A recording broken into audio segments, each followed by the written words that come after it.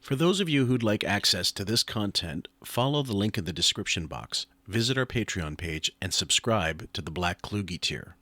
For a mere $5 a month, you get access to the alternate Sunday episodes you've been missing, only available on Patreon, as well as the weekly Tuesday episodes. But wait, there's more. If you subscribe to the Black Kluge tier, you'll also get 2 weeks advance notice to our Thursday sessions. And if you needed any more incentive, when we have bonus episodes, Patreon is the place where you're going to find them. Also, don't forget to check out Teepublic for our great swag. The link is also in the aforementioned description. After September 11th. And Howard Stern said, while I was defending my crazy comments, he said, I think we should drop a nuclear bomb on a Muslim country. I don't care which Muslim country. Doesn't matter. Just any Muslim country. Just drop a nuclear bomb. Throw a dart at the map and drop a nuclear bomb. Yeah. That's okay. Yeah, Jackie wrote that for him. Lots of email about Robin. Robin, you jealous cunt. Maybe if you'd learn how to speak on the radio without taking enormous and distracting breaths, 60 Minutes would do a story on you. Learn how to be a broadcaster. Listen back to yourself on any day and you'll hear just how annoying it is. You seem like you are constantly struggling with yourself to breathe and speak at the same time. It's like your brain and your lungs are in a war. Your brain wants to get out every fucking last thought before the breath you just took gets used up. You can do both, you know. Howard does it, Artie does it. Hell, even JD is better at speaking on the radio than you. Wow. Now, I will not accept that. Imagine you're a young woman in the prime of your life, and there's something inside you so desperate for fame that you marry Imus, who looks like your grandfather. My wife's out of town, and I get a Really? call. I got a call from... Isn't that in the paper every day now? Yeah, I got a call from Steve Martin. Sweetheart, let me tell you something. There's no freedom of speech on this show except for me. I control everything on this show. It is called the Howard Stern Show. Absolutely, and all you have is a button, Howard. And that's why it's interesting. That's it. And then you're challenging everybody's education level, and Robin's reporting the news off the Inquirer. Yes, so what? What difference does that make? Well, That makes a big amount of difference when you're challenging. You listen to the dummies that'll agree with you in the long run, and you hang up on the people that have good points. But, honey, that's me. You're nude in one scene in Wolverine. Yeah. You know, it's a faraway shot. They said that when they made the original movie, you were naked a lot more. You're not afraid to show your penis on film, are you?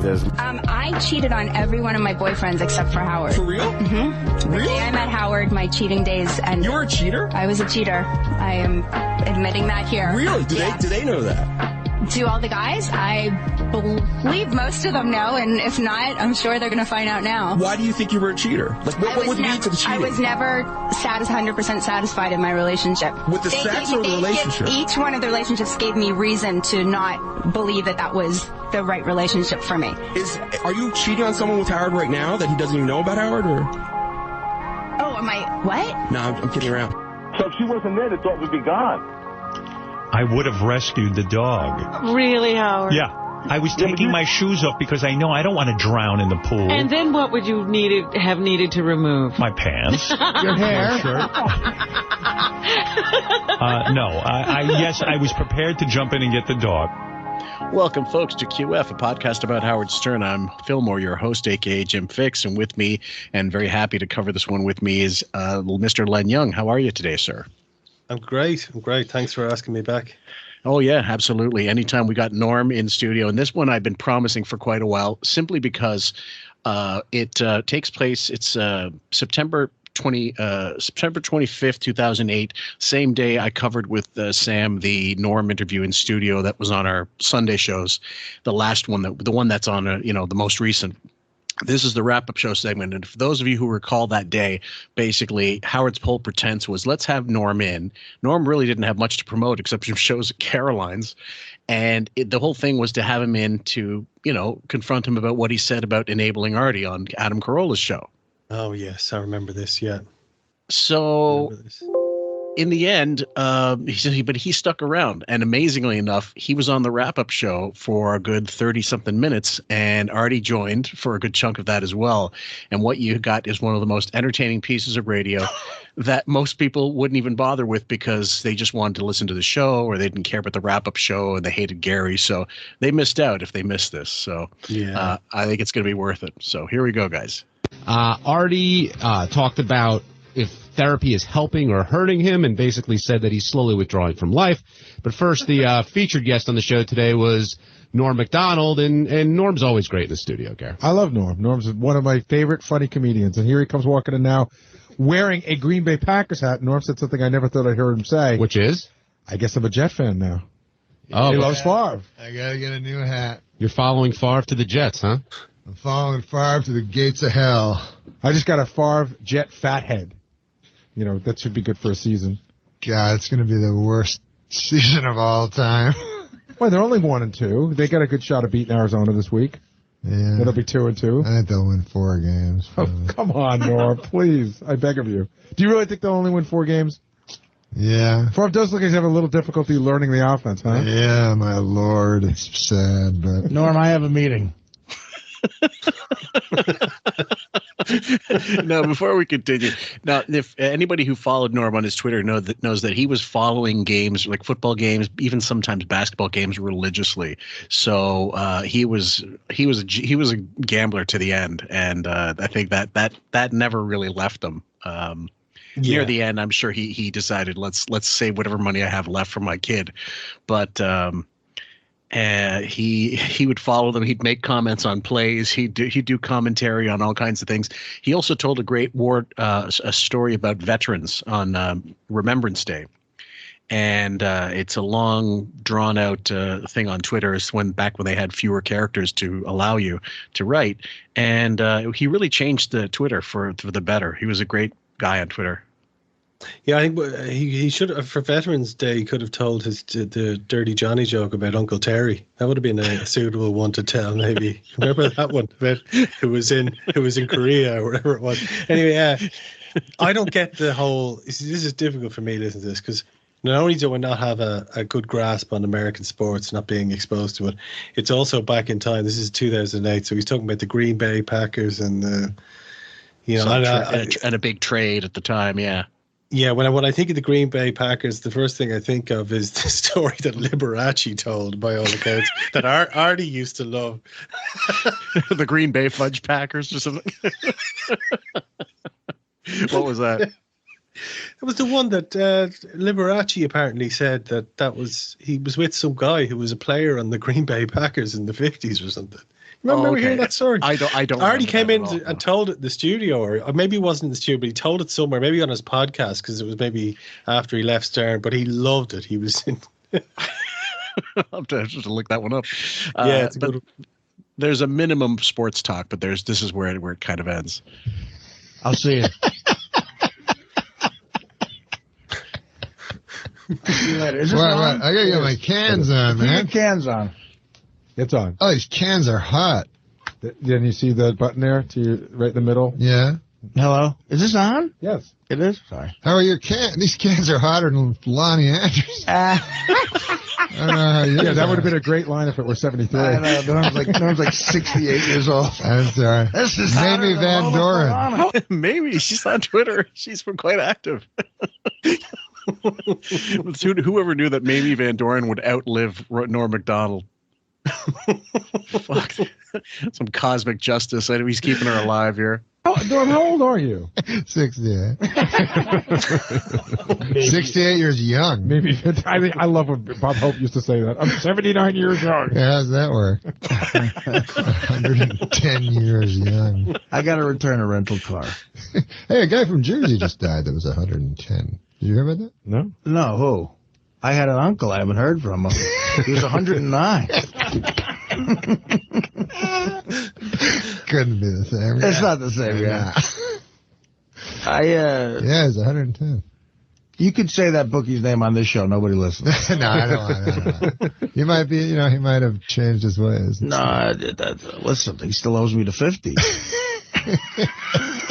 We're still confused about who had the over and who had the under on that. No, he was right. It was the lowest scoring game ever. So Norm won because he bet the over. I bet the under. I got to tell you, I was reading one of the chapters to Artie's book last night. I don't want to give anything away, but it was one of your gambling chapters. And I thought I'd heard every one of your stories, and I hadn't. It was the one about the hockey bets, and I'm just not going to get into because I don't know if I told that story on the air, I don't remember, but I could not stop laughing my ass off. Artie and his friends found a bookie who didn't realize that every Wednesday there was a day hockey game. Norm, did I ever tell you that story? They didn't realize that every Wednesday there was a. No, this is where they bet on the hockey game that had already happened, but because it was a afternoon game or something, and so when the paper went to print, the score would say, like Capitals at Rangers. Not the score. Yeah. And so you could place a bet in. The game had already happened, but you're talking about the Ash Wednesday story, which was something I thought else. it was this. Are you sure? Because the story was that the guy who found out that they were making their yes, had the ash on his head when he came in and threatened to kill their kids. That is the one. It is Ash Wednesday. Yeah. One of my favorite ones of all time. When I heard the story, I remembered that would have been a perfect scam because it's back then there was no internet. There's no way of knowing, like someone not being, and hockey not being a really popular betting sport back in those days. The guy would not know anything about it. He'd just figure, they're taking a guess. Meanwhile, they're guessing on only one game and they're right every time. Yeah, you have to temper you'd have to play it right and not be winning every week, obviously. No, or throw in a couple losers just in case. Of course. yeah, totally. The guy just didn't know hockey. He's like, he followed. I didn't know there was a day of hockey. What he did was, what happened was, you pass posted, Kelly. Yeah, that's exactly what we were doing. We were pass posting. How? Anyway, that's The Sting, guys. For those who aren't up on their parlance, what a great film! I haven't seen that in maybe 20-something years. Really? No, I saw it recently, but I think it was my father's favorite film of all time. But he used to force me to watch that every Christmas when I was young. So it's kind of ingrained. Robert Shaw's in it, isn't he? And Redford, Paul Newman, Robert Shaw. Yeah, some cast. Yeah, phenomenal. And someone I was talking to recently said there was what is it about films from the 70s that had this, films from the late 60s, early 70s, that whole Maverick era, of not Peckinpah so much, but Coppola, Scorsese, Bogdanovich, all those, Raging Bulls, Easy Riders, that book, all those movie directors. And I go, well, there's still films that come out that are of that ilk. The last one I saw that was as good or of that nature was The Contender. Did you ever see that with Joan Allen? And no. Loads of people in it, and it's basically it's a political film, but it's great. Sam Elliott's in it. God, that guy that's in he plays the author in Unforgiven. What's his name? God, he's in so many films. Yeah. Nebuchadnezzar fella. I forget his name, but it'll come back to me. Yeah. But Jeff Bridges is in it as the president. What's his name? Gary Oldman plays the one of the the antagonists. Phenomenal film. Yeah. But again, it's a throwback to films they don't make anymore because politics, during an election year, they're not going to sell. But it's a serious film about scandal and stuff, and it's great. Yeah, well, I think the problem with politics now is that the real politics is almost too far-fetched for real life. I mean, if you were to explain what's happening now in the last month in American politics to someone 10 years ago, they wouldn't believe you. Never in a million years would they believe you.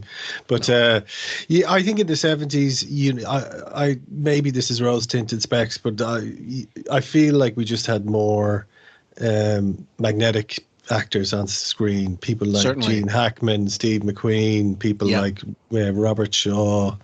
I don't think that I hate to bring it back to Ben Affleck, but he seems to be the person that I always think of in terms of contemporary shithead actors. he's the Keanu Reeves of his generation. Well, Keanu Reeves actually eventually turned in some good performances. Oh yeah, definitely. And the thing about Keanu Reeves is that by all accounts I've seen, like, he's actually very likable. He's very down to earth, kind of feet in the ground kind of guy. The same obviously can't be said for our friend. Or Matthew Perry, who slagged him in his book, Yeah, that was bizarre, wasn't it? Yeah. No, it was. I tried to figure it out, and it was just he got a hold of that joke, and he never let it go. It was like somebody who got a knock joke that was funny and got a laugh when he was 5, and decided when he was 25 that joke's still going to carry the same weight. But the joke about Keanu Reeves being a shitty actor kind of went away because he didn't go away. Yeah. And he started, like I say, putting in credible performances, and now is a bona fide, with that John Wick franchise, is a bona fide movie star. 100%, yeah. And look, whether you like it or not, The Matrix is a kind of era-defining movie in terms of its effects and its impact. People still refer to it. They refer, it's become a word in the zeitgeist now, the Matrix, for describing things. I don't think any Matthew Perry's movies have had any kind of the same reach. So, I mean,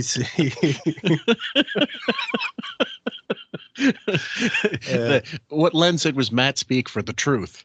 Yeah, I think we really need to do a Matthew Perry career retrospective and go through all his appearance on CNN has to be the first. Oh, the one where he's subbing for Piers Morgan or something like that, and Lisa Kudrow's guest. That's about as excruciating as it gets. Yeah. Foxx, charity laughter, man. That was like the Jerry Lewis telethon of charity laughs phoned in. It's like watching someone bomb at doing a best man speech. Yeah, and everyone is nervously trying to laugh to make it. To help him along. It's really poor. Anyway. Oh yeah.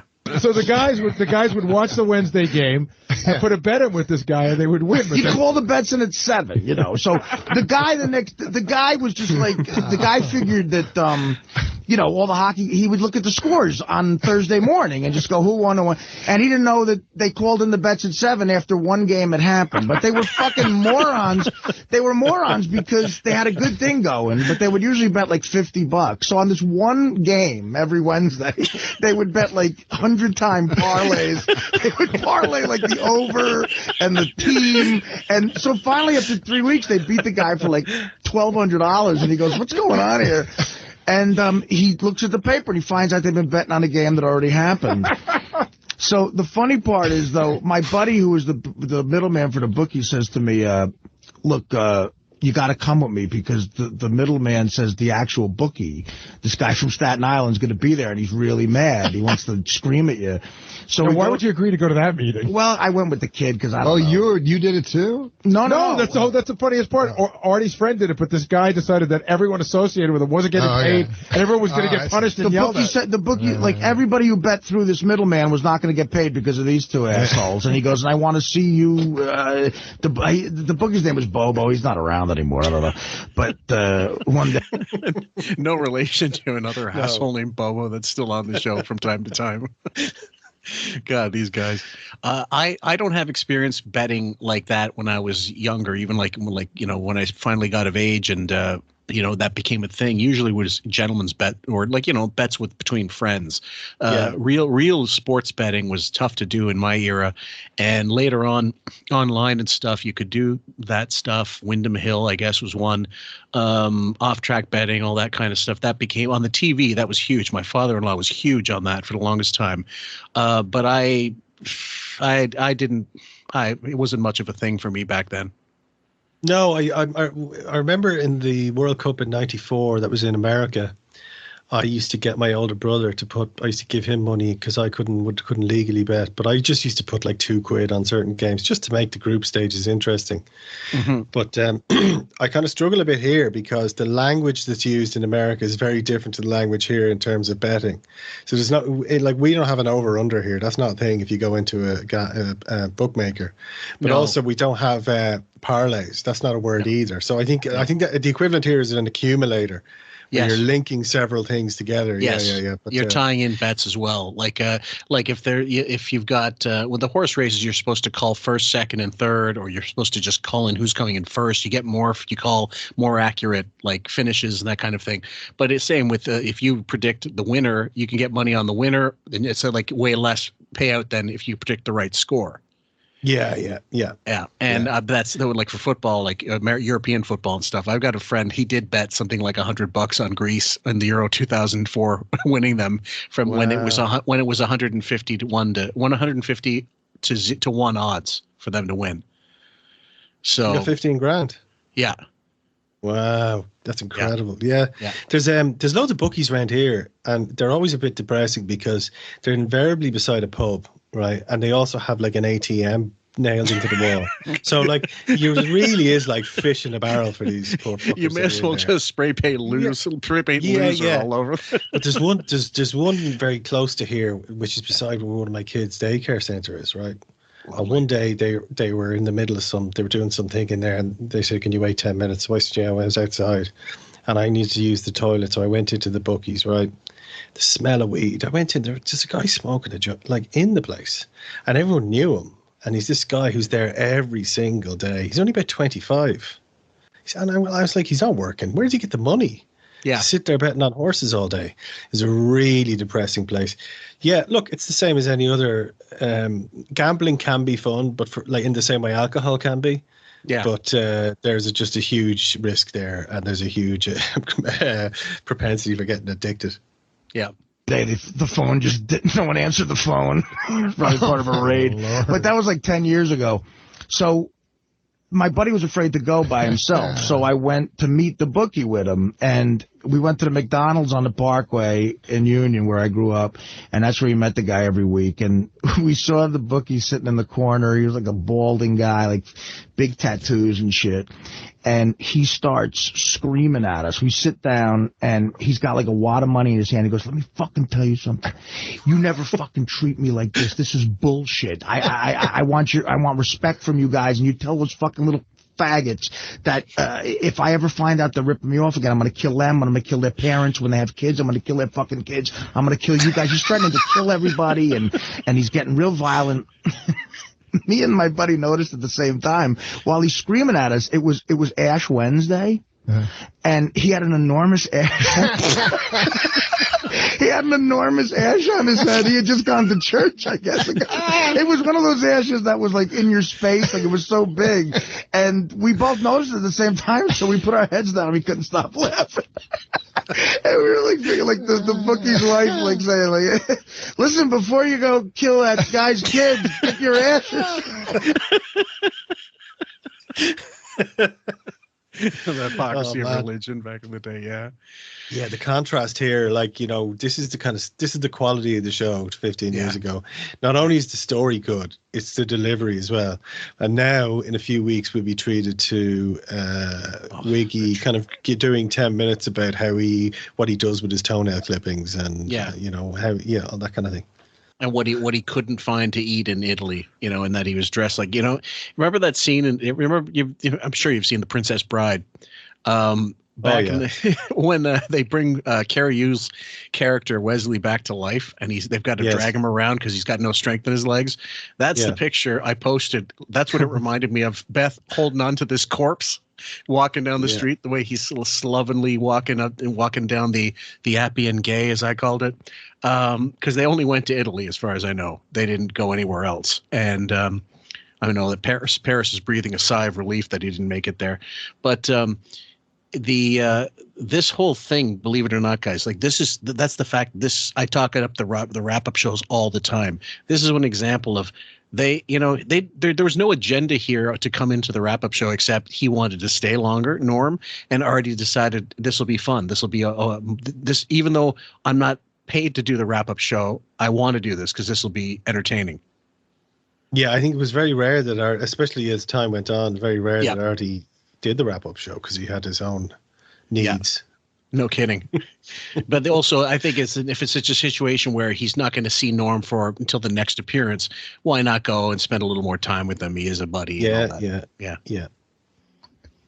But you know, if they, you know, you always got to play it cool. You know, they should have just kept betting 50. I guess I forgot this part of the story where guys were betting on games that already happened. That's a dangerous game, huh? You want to hear his Robert Shaw again? Yeah. You're past posting, aren't you, Kelly? How? Is that the Sting? That's the Sting. How about Danny Wilson at the Continental? Me and Norm. Are we doing Frank Sinatra movies now? I shouldn't say his name. Yeah, you should say his name. Whatever happened to him? He's doing well. Is he? No, Danny's the greatest, man. No, he is. He's the greatest guy. This is all inside baseball shit until they start explaining it. But this is what I love because they've taken over the show, and John Hine and Gary are they're just two students with an inability to raise their hands.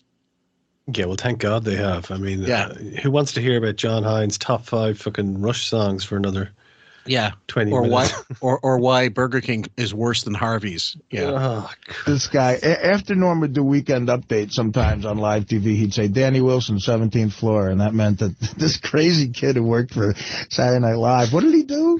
I would say it on the air. Yeah, I know. So retarded. And what would it mean? He would go meet this kid. Yeah, the kid had a bit of a gambling issue. And we found out. So one day he vanished. No, Norm hired him to be his assistant. Vanished. Oh, no, that's not the one I'm talking about. I'm talking about when we went to Atlantic City to find him. Right. The kid vanishes, right? So Norm calls me up and said, hey, that Danny's vanished. And we're going to go His family was worried. Yeah. His father was Dave Wilson, right? No, we don't actually know who he is, remember?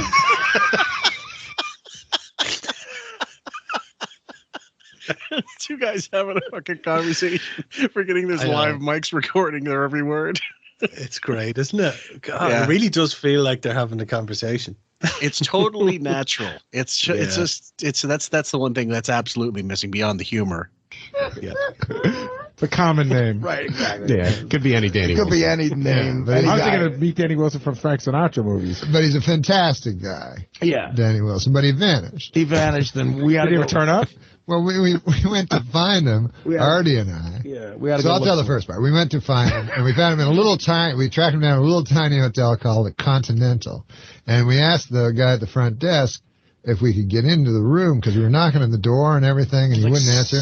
3 a.m. We had 3 a.m. We thought maybe he was dead or something. You know, we were banging as hard as we could, and we said we'll just wait until he gets up. You know, and so the guy was kind of suspicious, the front desk guy, because it's Atlantic City and we're trying to get into this guy's room and stuff like that. So we went to the lounge of the hotel, which was called Babes. Yeah, that's right. Yeah, babe. And it was just empty. It was just me and Artie and the bartender. And then Artie can tell the rest. Well, I don't know if it were, so it's just we tried to get into this room, and looking really suspicious. So we go sit at this bar, and it's just me, Norm, and the guy. The phone, the phone rings, and the bartender picks up the phone right next to us, and he goes, "Yeah," and he goes, "Babes," he goes, "Yeah, uh-huh," and he looks at us, he goes, "Oh yeah." Yeah, oh yeah, right. Two of them, right? Yeah. All right. And he hangs up the phone. He looks right at us, and he turns around and he starts whistling like.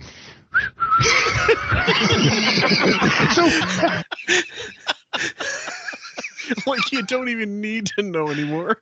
Yeah, it's a great story. Yeah. Well, now we think he's like arranging a hit or something. Finally, we find the kid's car in the fucking parking lot, and we go up to the room, and we thought it was going to be like a freaky scene, like he was going to whip, hanging from a leather chain or something. And he played craps. He could win. If he played craps long enough, he could always win money because he had some sort of crazy system. Right. And so he was making like $500 a week. Oh no, that's why he was there. You're forgetting. He owed 16 grand. He owed money. The same book you disappeared on me. Yeah.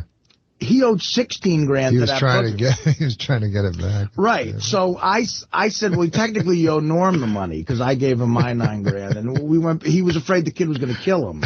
So we went down and said, no, that kid disappeared. There's no bookies. And it's a long story, man. I don't know. You guys are involved in some weird shit. No, it was like a dark thing. I know that you like to play poker and used to do. I heard you used to play like in the sort of underground scene in New York. Somebody once told me that the movie Rounders was somehow based on you to some small degree. Is there any truth to that? Yeah, the Matt Damon genius character. Apparently, it is true, actually, because Norm was.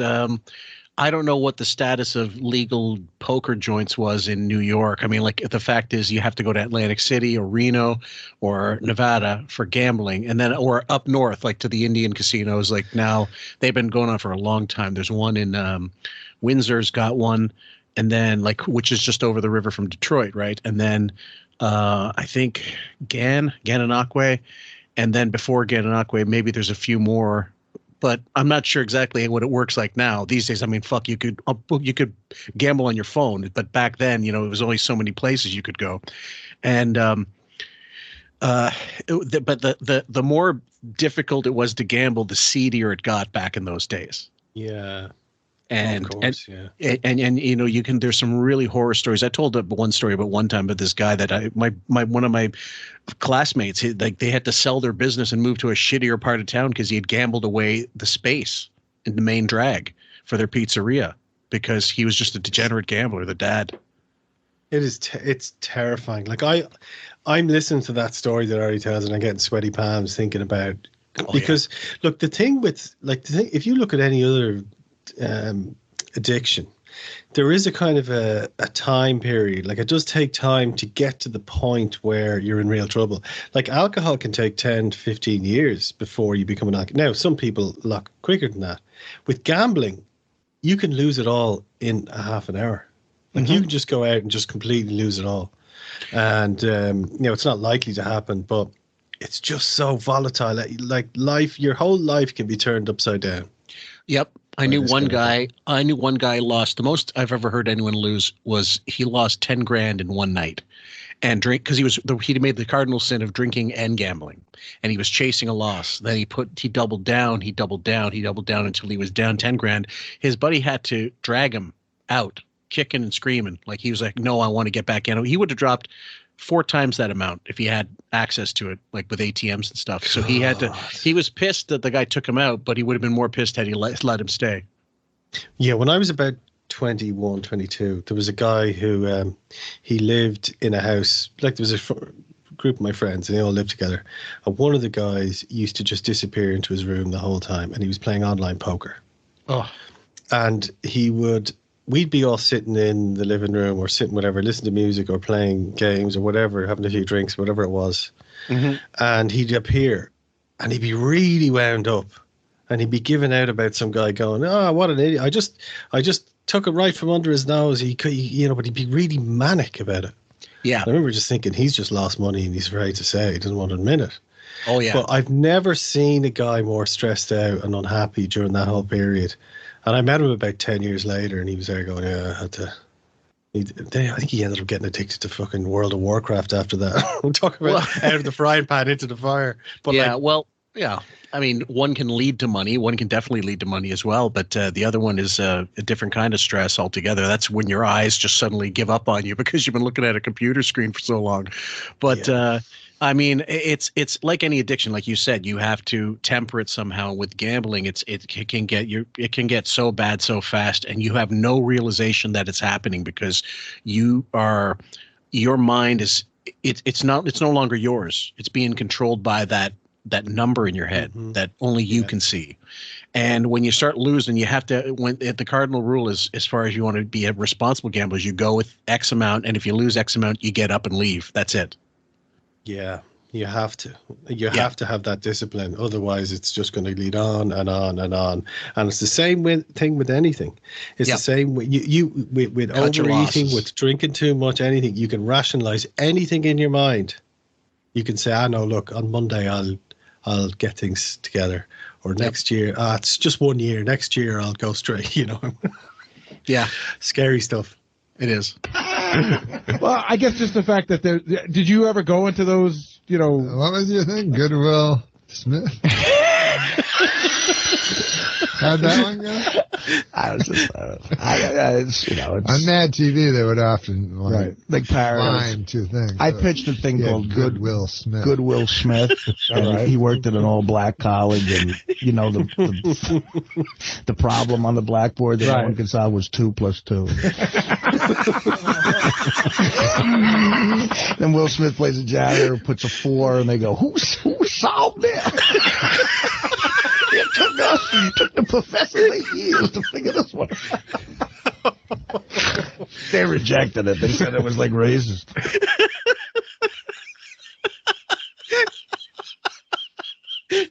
I remember I played this to one of my buddies. He was gut laughing for at least 3 minutes.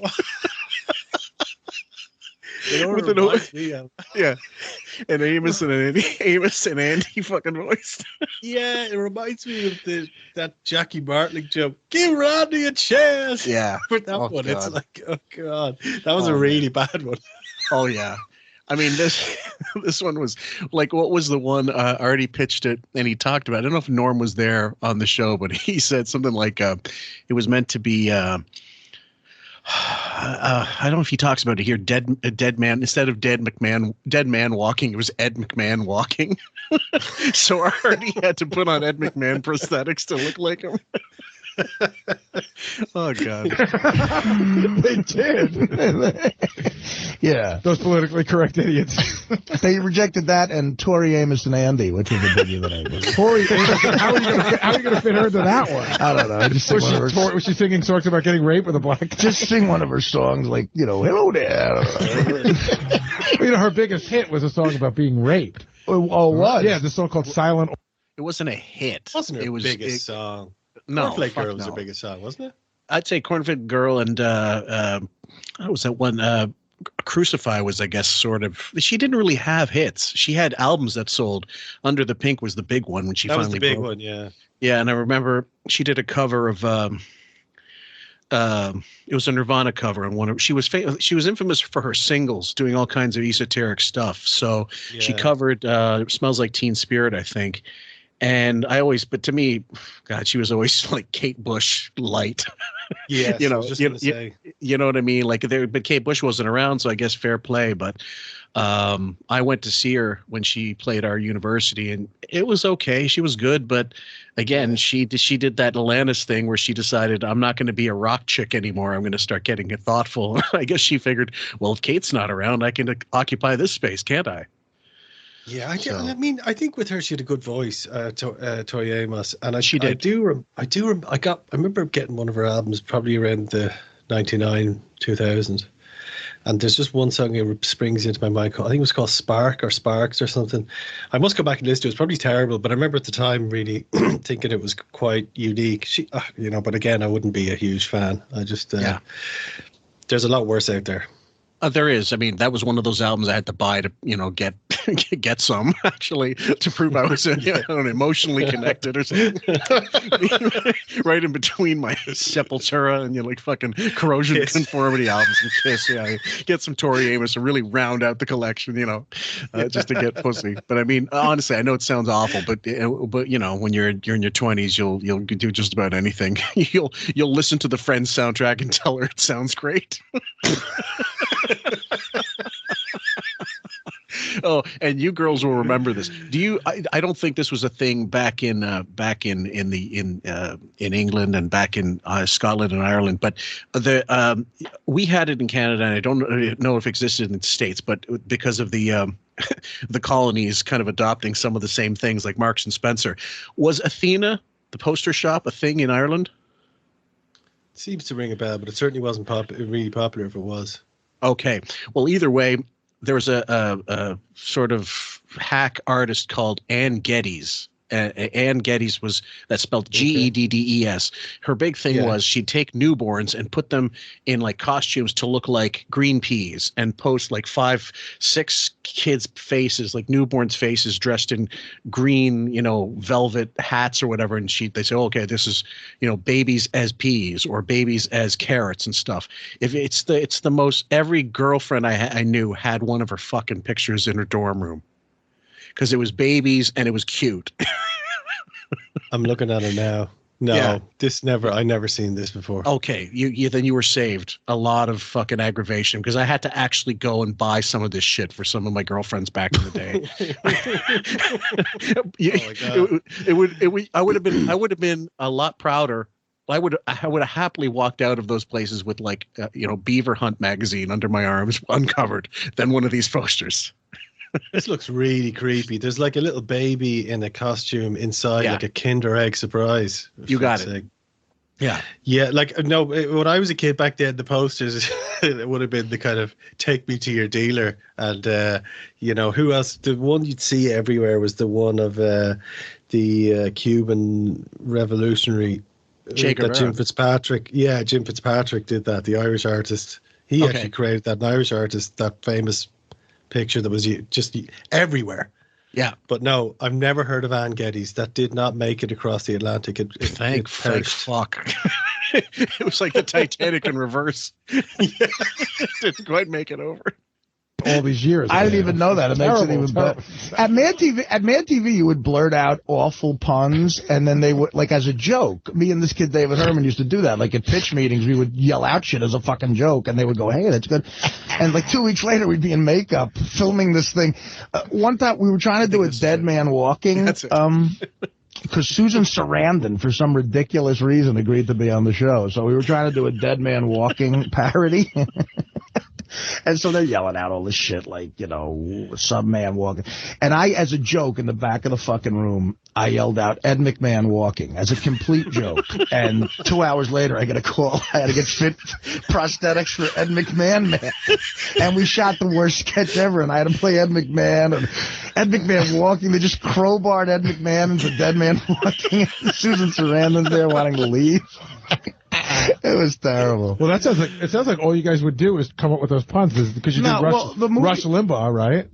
Well, that was another one I wanted to do. I thought you guys did it. No, we never did that. You didn't do Rush Limbaugh? They didn't think enough people would know. They didn't think enough kids would know Rush, the band. Right. I wanted to do Rush. Did I ever tell you that? Yeah.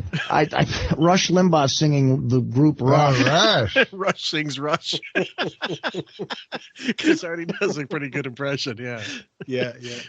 Yeah. Oh, you could do that, too. And I was like, today's Tom Sawyer. He gets high on you. If the Spacey invades, he gets by on you. Living in the limelight. Good Rush, huh? Thanks, man. And Norm, did you think sorry.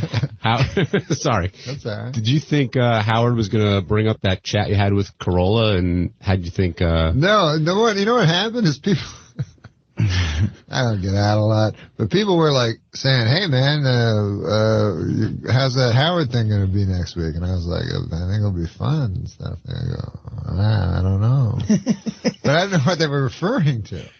Do you have Sirius? No one warned me. Well, do you have Sirius? No, I don't have Sirius. No. Well, we'll get it for you, but You'll get it for me? Yeah, we'll get it for you. What, for free? Yeah. I don't have a car. You could listen to your house. You could listen on your computer. You can. I'd like to listen to it on my computer. That's easy. There's a portable one that gets every third hour.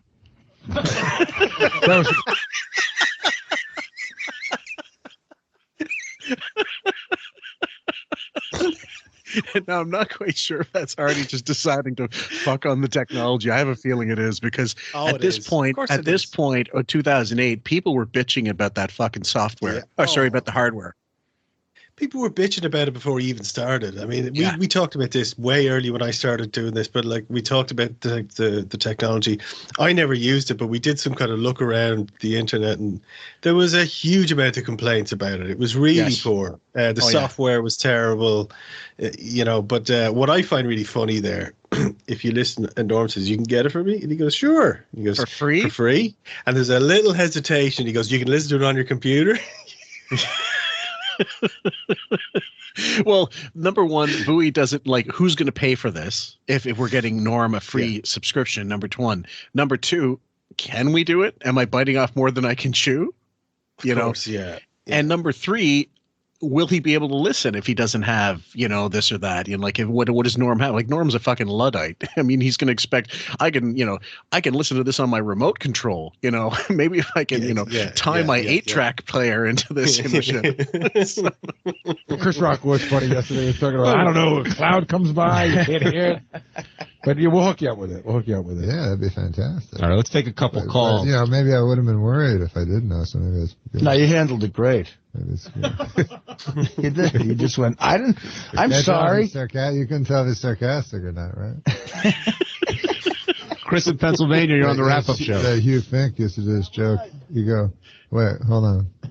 Hugh Fink used to do this joke about Chinese waiters. You go, I never know if they're being sarcastic or not. Like, he goes, I gotta go in. I go, are these chicken balls, are they sweet? No, they sour.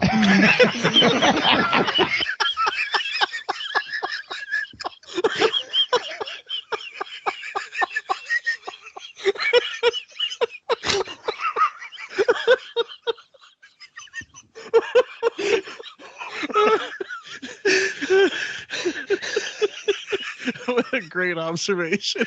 Oh, that is beautiful. Play that for your missus and see what she thinks.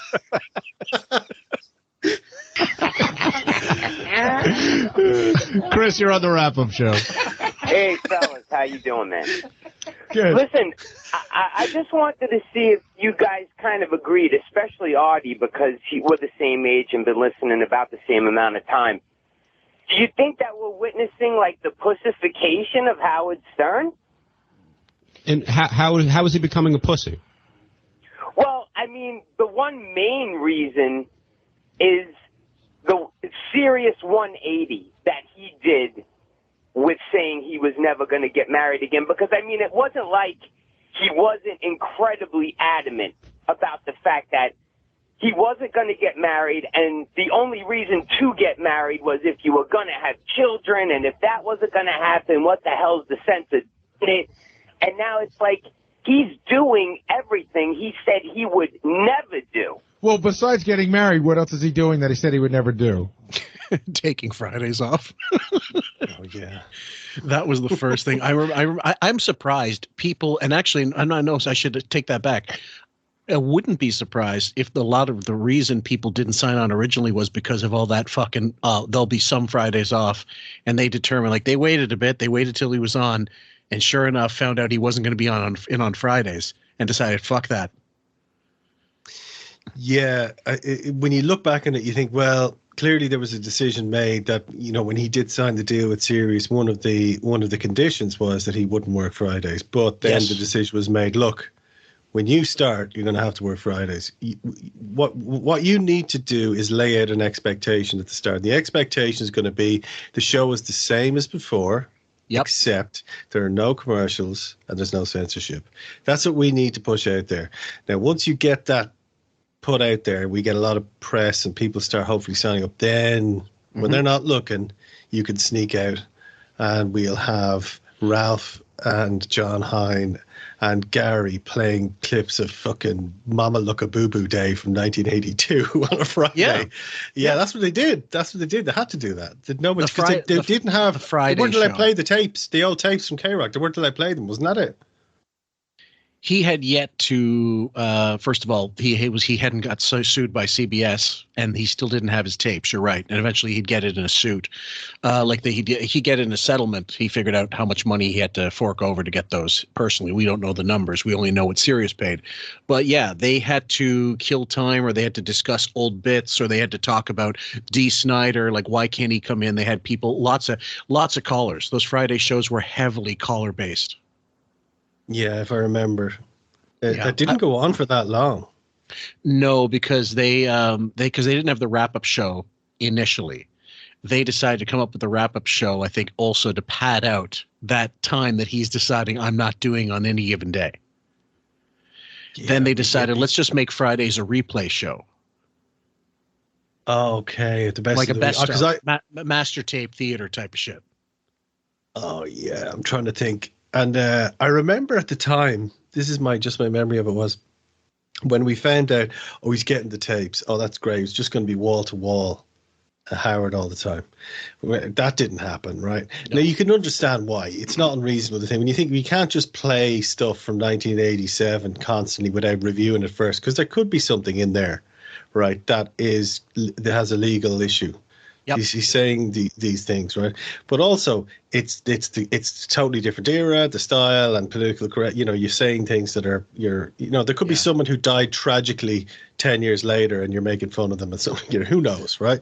But fucking what they did was they slowed it down because Howard didn't like his voice. You know, he slowed down the tapes to the point that, you know, Robin sounded like Shabba Ranks or something. You know, she had this very deep voice. Dr. Alban. Yeah. Aswad. Yeah, Aswad. Yeah, Steel Pulse. Well, the thing was what Howard didn't realize was the only good stuff from the archive, I mean, the predominantly good stuff, they already played the shit out of. So Chris Rock came in, I don't know, a few years later. He said, what's up with why don't we play some good old stuff? Why are you playing the same fucking things over and over again? Yeah. People got fed up with the replays because they were curated in such a poor fashion. It was like, okay, it's like, let's release Crucified by the FCC every fucking Friday for the next 52 Fridays and see what happens. Yeah. And they weren't getting enough stuff. They weren't, and Howard actively, I think someone posted, it might have been G-Chup, I can't remember, or Al W. said he was asking fans for tapes. Like when he didn't have them, he was asking fans to submit tapes when he should have been archiving these things himself. And that is amazing because he once leveled that at Riley. Mm-hmm. Because Riley said to him, when he fired him, he said, "Can I get my package of recordings?" You know, and he goes, No, you can't get them. Howard said it to him. Said, "Have you not been recording them?" And Riley said, "No." And he goes, "Well, then you're stupid," he said. Yeah. I must go back and find that because clearly Howard wasn't doing it. Well, no, God, no. And he wouldn't count on it, I suppose. But I like, for example, those Friday shows, I made sure to download those as soon as I found a torrent of them because I thought there'd be something valuable. And there is and there isn't. But I still have them, and they're one of the rarer things to find. I mean, on Usenet, I suppose you can find just about anything you want. But the first one or two shows was just callers bitching and moaning that Howard wasn't in there that Friday. That's great. I listened to them all. Like back then, I was ravenous. I listened to everything. You know what I mean? Yes. Everything. Yes. I listened to all the. I remember listening to Bubba Love Sponge or the Love Sponge for a couple of, and I only lasted a couple of days.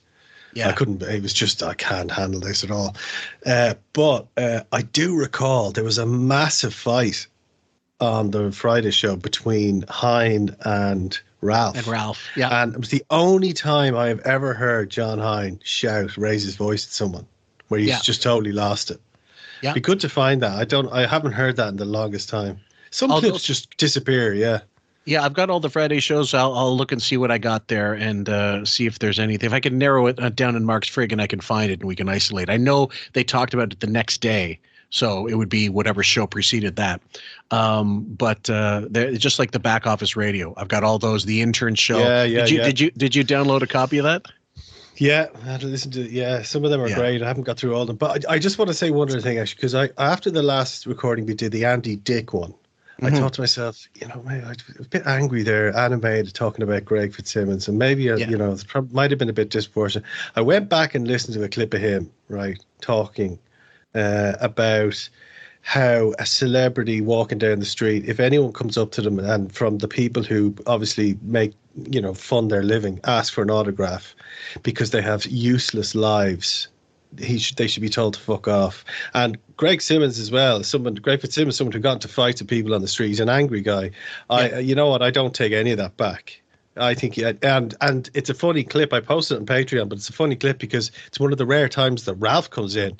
And it's brilliant on it. He was great, and he absolutely rinses Fitzsimmons for it.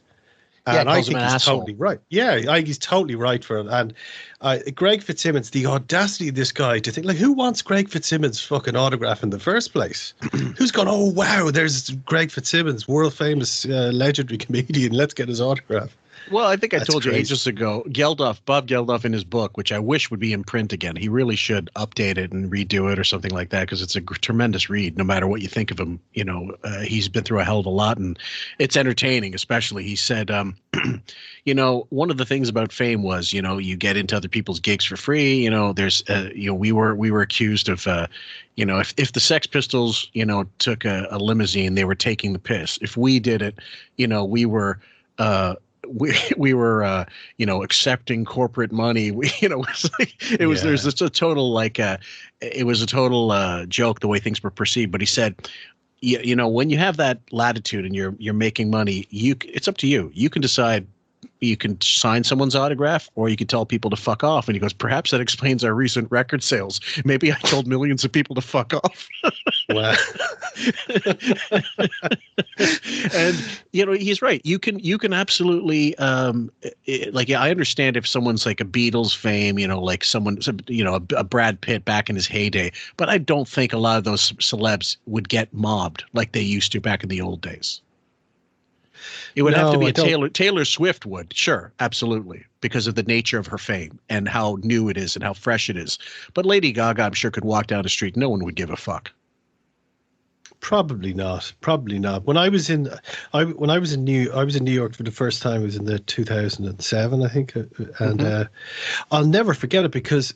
And I said it to my buddy. I went to see Van Halen, went to see an NBA game, saw Miami Heat and whatever. But I couldn't get over how many famous people I saw when I was there. And I can't I saw Alec Baldwin getting out of a restaurant right in front of me. I saw John Taylor, the bass player from Duran Duran, walk past me in the street. I saw a few, and I couldn't. And I was like, in Ireland, the quality of celebrity you see is nowhere near. I mean, you might see. I saw Vivian Campbell in an airport. This kind of thing. It's not quite the same. And you might see. I saw. You see Van Morrison quite a bit around because he lives here. But I'd never dream of going up to these people and saying, certainly not Alec Baldwin. Like, I mean, what an asshole anyway. He just has that face that he'd probably, can you imagine what he'd say to you if he went up and said, hi, can I get your autograph? Or he'd start quoting Glen Ross to him. Yeah, maybe. I remember, was it, I think it was Norm who said when he met, when he was a kid, he loved him with this Bobby Clark, famous Philadelphia Flyers, like, he was a good player, but they were a bunch of hoods back then, and they would beat up teams and stuff to win. And they won 2 Stanley Cups out of it, so not a small thing. But he was in the Montreal Forum. He wanted to get his autograph, and Bobby Clark threw a lit cigarette at him. He was like 9 years old. He goes, when I was kind of disturbed as a kid, but now as an adult, I think that's the coolest fucking thing he ever could have done. Wow. Like, as the story, like just to tell the story of when you saw him. Like, he was an intimidating guy. It was funnier that he did that than he actually just signed, and he was respectful. But I tend to think the cool thing these days is the kindness blinds. When you hear about these people and what they do, like, it's so much more amazing when you hear that they've funded some kids, some cancer kids, make a wish type thing. That I love hearing that stuff. Well, I don't know whether I've told this story before, but if I have, stop me, right? But when I was about 8, I guess 7 or 8, my mother used to work for RTE, which are the national broadcaster. And there was a show back then on RTE called, I think it was called Number One or something like that. But what it was basically a quiz show with celebrities sitting on it, a music-based quiz show. Mm-hmm. And Joe Elliott from Def Leppard was living as a tax exile in Ireland at the time. So he had to live for tax reasons 6 months of the year in Ireland. That's right. So he started to appear on this show. And my mum said to me, do you want to come in and sit in the audience? So I went in. There I was wearing a Liverpool jersey, 8 years of age, sitting there. And on the way out, I was standing in the reception with my mother there, and she said, my dad was coming in to collect me at the gate, and she said, just wait here. And then Joe Elliott was coming out.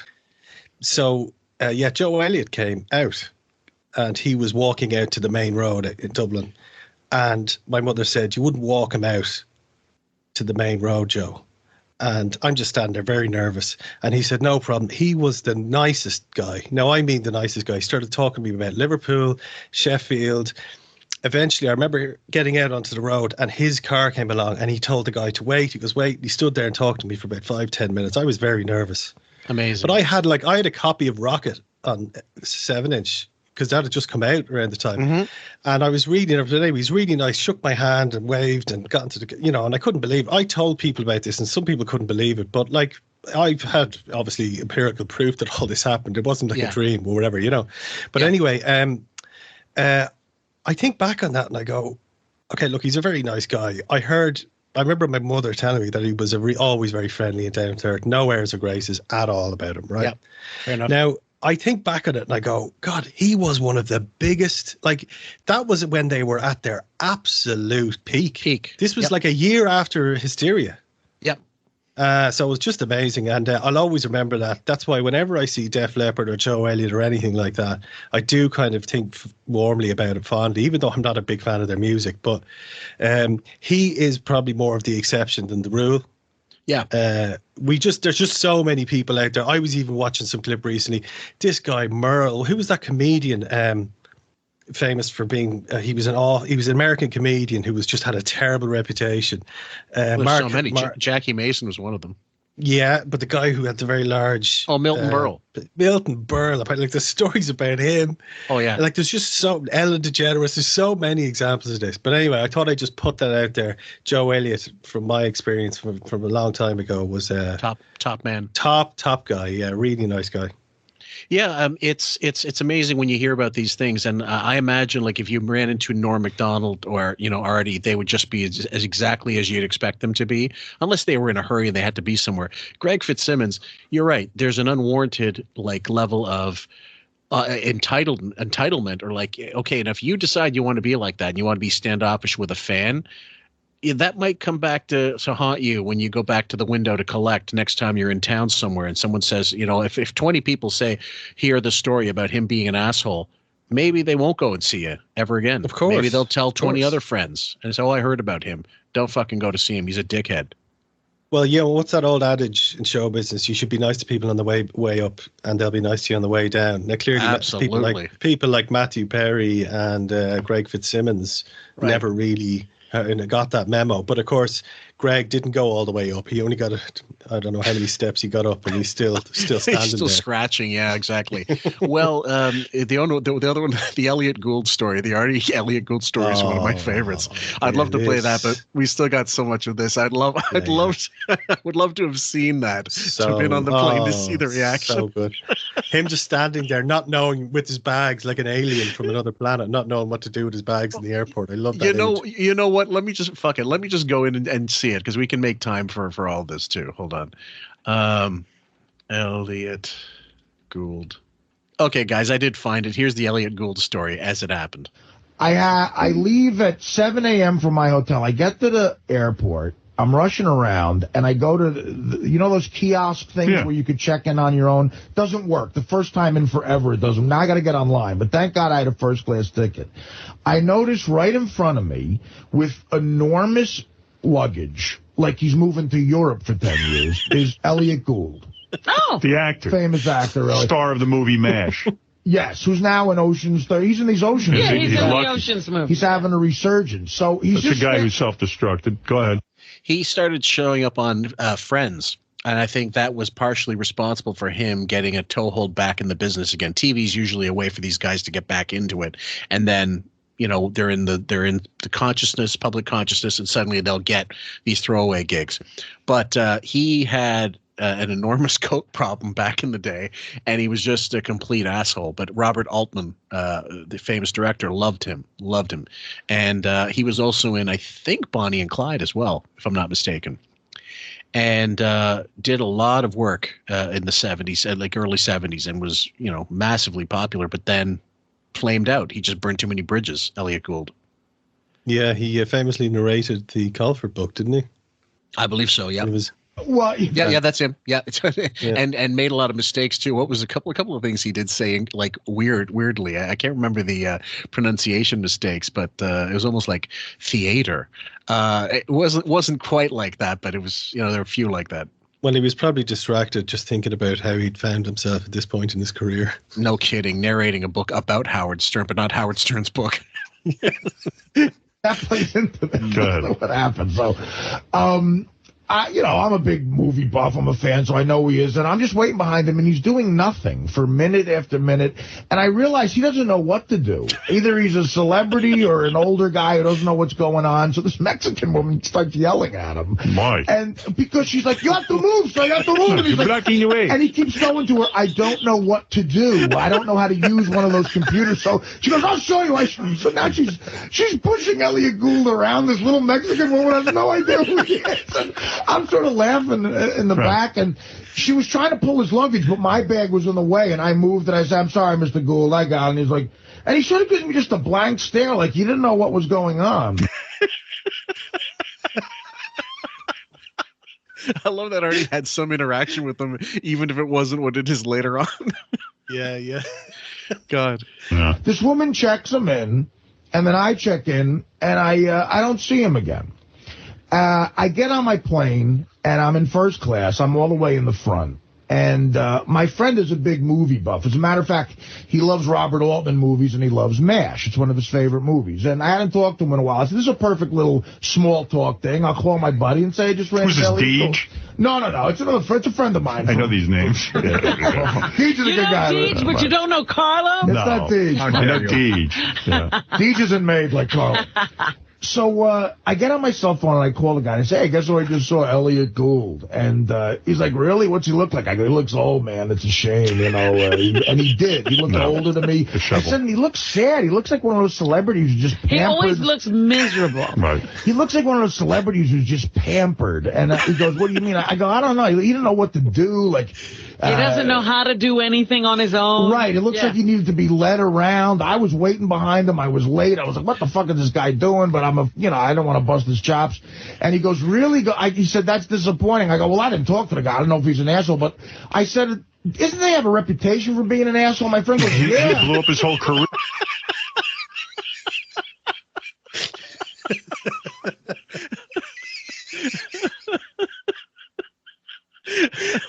The ending is the payoff, guys. Bear with us. Really? Supposedly he did like what he they was so difficult to work with when he was young, and he was number one at the box office in the world. Right. And directors, after a while, said they couldn't work with the guy. That's exactly what my friend said. Yeah. So I said, yeah, I heard that. And he goes, yeah. And as a matter of fact, my friend said, yeah, Howard talks about that sometimes at Elliott Gould. Now he's calm. I mean, he works now. Oh, now he's nice to work with. Yeah, now he's nice. Had it all going on. I'm going, really? He's supposed to be a real asswipe? And the guy's like, yeah. And I'm talking on the phone, and the guy next to me is like giggling at what I'm saying. I think he knew who I was. So we're just having a regular conversation. And I said, does he was married to Barbara Streisand. And he goes, yeah, and they had a kid. And then I said, is this kid a fruit? And I said, like, it turned into a jerk-off Jersey conversation. Right. I said, this kid's like a fruit, right? Like, this kid's like a gay guy. And he goes, yeah, I think the kid he had with Barbara Streisand is gay. And I'm like, oh, this fucking guy, fucking Barbara Streisand, he's got a gay kid. Nobody in Hollywood likes him. And he's...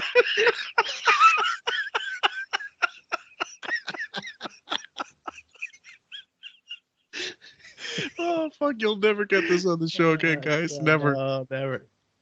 Seems like a miserable fuck, and me and him are laughing, just talking. So we have this 10-minute conversation. I hang up the phone. Now I'm looking forward, and I think I know where we're going. You know exactly where we're going. Yeah. I start to put two and two together. I was talking loud enough to where the guy next to me across the aisle heard me. And they were even giggling at what I was saying. I'm calling this kid a fag,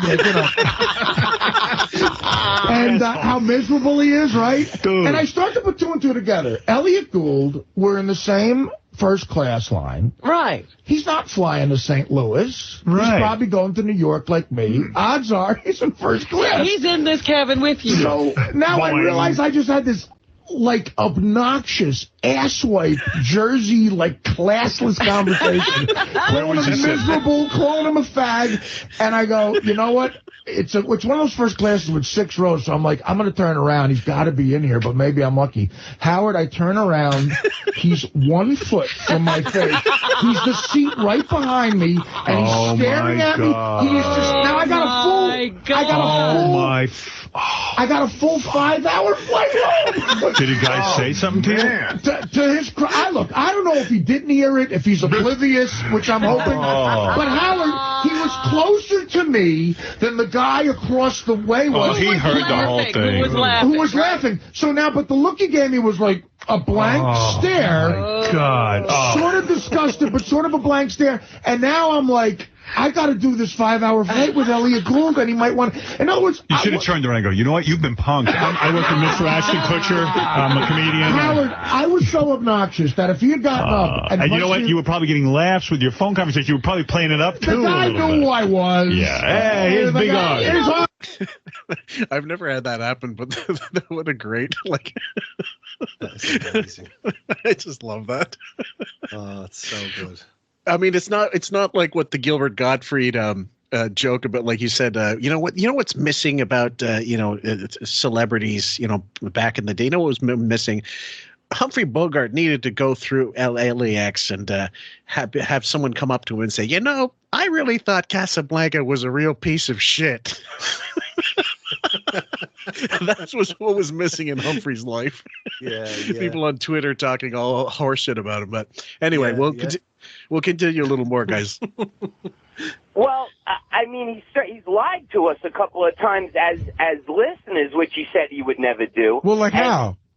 I'm going to tell you, I got three good examples of him lying. Right. Number one, of course, is the wedding. Okay. Number two is within the first 3 months of him coming on Sirius, he made sure that we knew as listeners, look, don't get worried. I'm not going to be out every single Friday. I promise. You'll have Gary and John some days, and we'll fit this in here, and we'll fit that in there, but I'll be in. Don't worry. So that was bullshit. Then he lied to us about his actual nights out on the town. The stories he was telling us, Artie, I heard the same things you heard. And that day where he said, no, I never brought chicks home, and my head totally turned to look at the rail. I was like, you're fucking lying. He fucking straight out lied. Yeah, and that's another one we covered, guys. I don't remember the name of the episode, but it was a great piece of audio. It was just Artie in studio as the fan calling him on his bullshit. Of course, yeah. Oh, look, he totally embellished everything. It was very obvious. He would say things like, "Oh, we went to Scores and I was drinking everything," you know. And the way Howard spoke, you'd swear he was there with. He was there with, you know, Keith Moon and Ollie Reed doing the Wimbledon 8, like where you actually only had like 2 glasses of wine or something. If that. But he made it out like it was some kind of a, you know, complete debauchery, you know. Look, the guy is just, Howard's just bullshitting constantly. Yeah.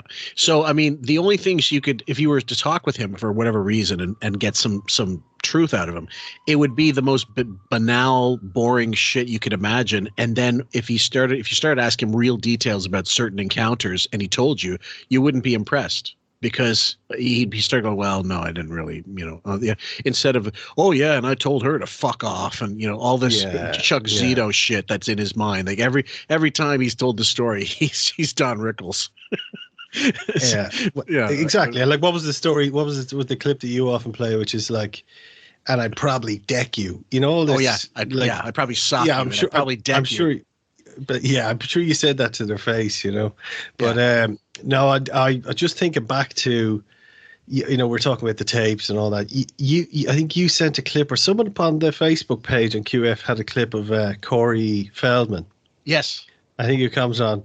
But like, I watched a bit of a clip of that, just that Channel 9 thing, and you can see why that show isn't, like, speaking of the tapes and preserving all this stuff, you can see why that will never see the light of day from Howard's perspective, you know, in terms of preserving it, or like it's Howard doing that Right Said Fred routine with the skull cap on and he looks like a doorman at the mine shaft. But what's all this stuff he does with his hands? He's doing all this. It's like he's freezing or something. He's doing all this. How, like, where's the joke? I don't understand how that's supposed to be funny. I don't get it. Like, it's weird to watch. With him, it was always visual. It was always because what's the easiest thing for most people? To see something, not to think about it, not to write about it and make funny jokes, because that takes effort. To dress up as some broad in drag, okay, that's the what joke. goes to. What do you do then? Joke. Nothing. What do you do after 2 minutes then? Because he did that on Letterman. But what do you do then when people get over the initial shock and you have to actually say something funny? That's when the whole thing falls apart. Well, yeah, he explained how Letterman said, you're going to come on, don't come in drag. You're going to dress up in drag, and the laugh's going to last 10 seconds, and then not if that, and then I'll be in a huge hole. Not then what? And he goes, Dave, that's going to be the joke. I'm going to come out in drag, and that's it. Yeah, like you wonder why Fartman didn't get off the ground. You wonder why the Porky script never made it to production. Because there's the initial joke, there's the initial premise. So like Son of the Beach had a premise. Let's just take Baywatch, right? Because Baywatch is popular, and let's take my sensibility, my unique style of humor, even though it doesn't come from me directly, it comes from the people I surround myself with, and let's transpose that into a TV show. Instant success, wrong, failure. Right. So it's crazy. But I did find that Corey Feldman, like, I burst out laughing at it, not because of Howard, or but just the whole premise that the idea that Corey Feldman had this song where he really was doing this Michael Jackson impersonation, and this song that had some kind of deep meaning to it. Social and while he's trying to message. do this awful song with deep meaning, there's a little midget guy with a hula skirt on dancing. Like little It is beaver. funny, man. Yeah, it's really funny. It is, and the one we're talking about, guys. Someone posted it. It was him on the Howie Mandel podcast. I can't remember what it's called. Yeah, that's it. And he's talking as if he's General Patton talking about his war successes. He's going, here I was with this song that Michael Jackson was determined that would be a hit. Like what's up with the youth? That was that's one of Michael's throwaways from Bad. I was going to make it into a massive hit in 1992. And, he goes, and I meant this, and then he mocked me and, he made a whole joke of it. And that's why. And this is well after, I think the last appearance of him was before that, if I'm not mistaken, 92, when Kinnison died, he called in because he had done rehab with Kinnison and he was, friends with him, whatever you want to call friends. But, Sam made friends with everybody in celeb rehab and they became, brothers. But Corey Feldman saying he made it into a joke. You are a joke, Corey. You've always been a joke. Yeah, it's sad, really, because he clearly doesn't have the personality to deal with criticism. He's troubled, clearly. A lot of trauma there. This is a guy who should not be in the public eye. He can't handle it. And he can't actually process it, because when you listen to him talk to Howie Mandel, the thrust of his argument is, look, what I was doing was actually brilliant. It was Howard that ruined it for me. If it wasn't for Howard making fun of my song, that would have been a massive hit. Well, no. Two things can be true. Howard can be an asshole and make fun of you, and you can also do it to yourself too. Like, the song is terrible. The song is the most off the shelf, recycled, and it's clearly about 4 or 5 years behind the time. Like it's like something you would have heard in like 87 or 88, like Paula Abdul Reject kind of Guaranteed. song. He thought he was going to be on tour with fucking Soul to Soul and, stereo MCs. I mean, he's clearly deluded at that point in time and doing whatever he can. Like, the wheels are spinning and he's not getting any traction. He's doing these License to Drive is in the past and he's not getting hired, and Lost Boys was 5 years earlier.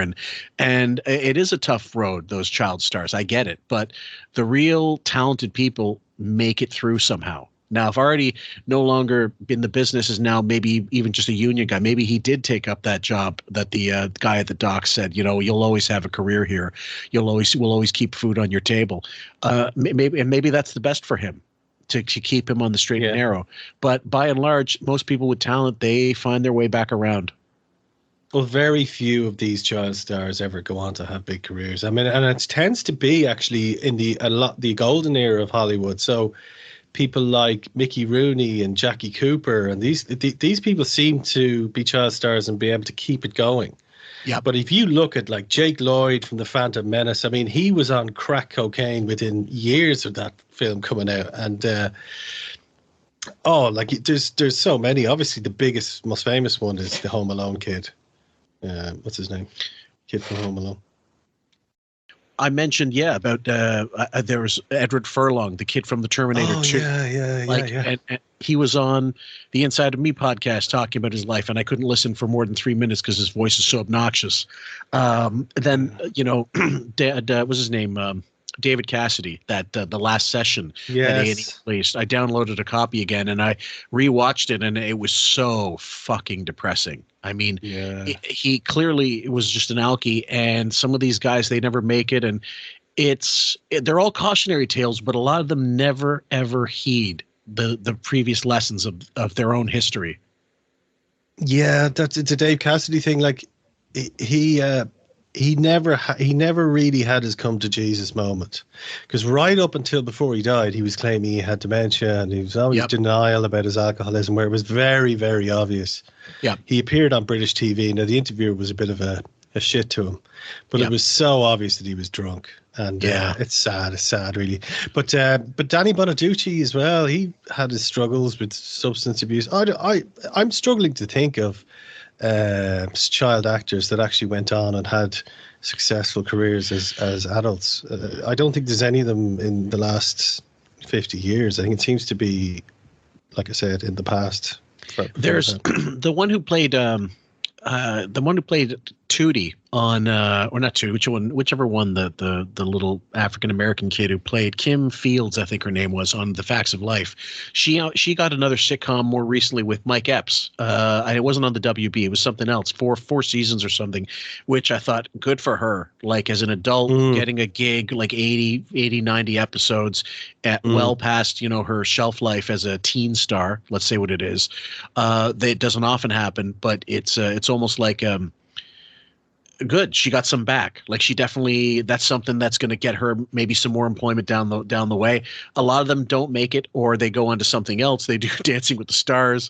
They do whatever, Meet Joe Dirt. They try to do whatever they can to stay relevant. And it's I commend the struggle, but for some of them, they just don't have it there. And Drew Barrymore, as a former child star, is still fucked up. She's still fucked up, but she had a career though as an adult. There's a good example. She did. Michael J. Fox, Teen Idol, had a career as an adult. Then unfortunately had the.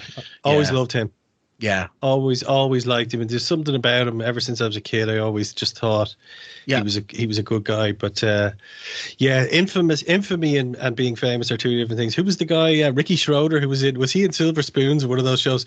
He's famous still, but not for the right reasons. I mean, the last thing I saw, he was this kind of Alex Jones type conspiracy theory. So he became a bit of a nut, but he did a turn on NYPD Blue that was brilliant. It was really phenomenal acting. He was replacing Jimmy Smits, which was a tall order because Jimmy Smits was incredible.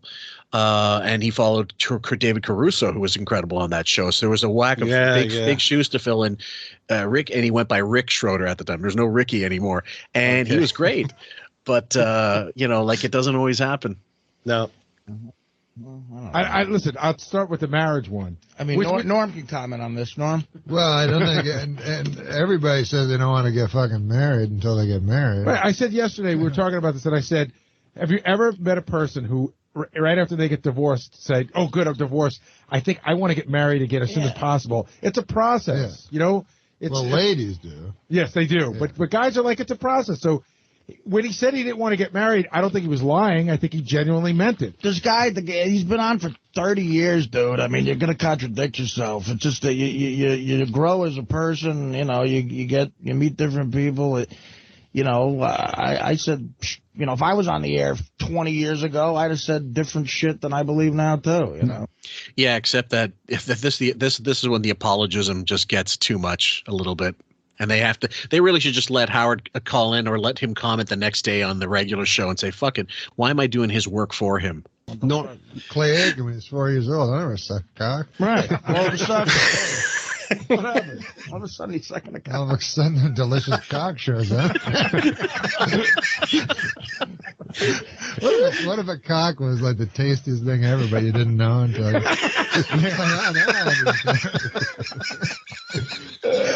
Norm, did you? I'm not gay. I just have a sweet tooth.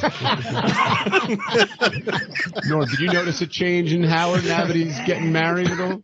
I'm not gay. I just love lemon meringue. Yeah. What? Did you notice a change in Howard since the last time you saw him? I thought he looked real good. I wish. Are you saying what the guy was saying? Yeah. I mean, do you notice? I mean, people grow up and stuff, and he's in love. So I don't know if a guy's in love, if he's a pussy. I don't know. I wish I had a dime for every time Norm called Howard a pussy. Well, one time I'd have no dime. Speaking of this, but one time I was watching Merv Griffin. What are you doing, man? Some radio fucking signal? They do that all the time.